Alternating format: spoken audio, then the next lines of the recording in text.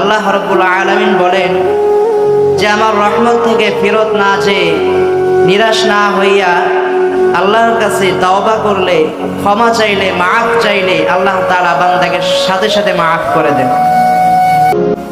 আল্লাহ বলেন যে আমি হলাম দয়ার মালিক, গফুরুর রহিম।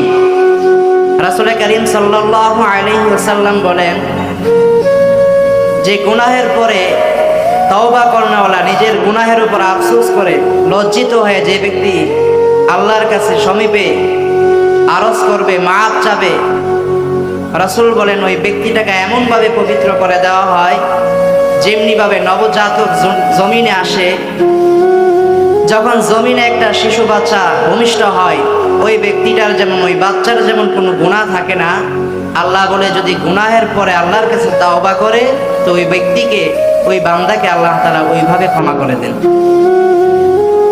এজন্য আল্লাহ তাআলা বারবার ডেকেছেন, বড় আদর করে ডেকেছেন যে বান্দা অন্যায় অপরাধ হতে পারে কিন্তু আমি আল্লাহর কাছে মাফ চাও, আমি আল্লাহ মাফ করে দেব।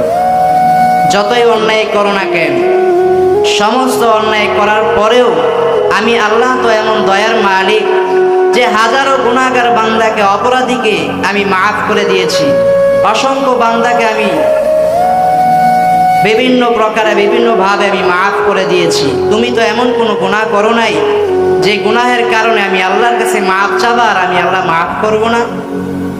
নিশ্চিত আমি দয়ার মালিক, গফুরুর রহিম।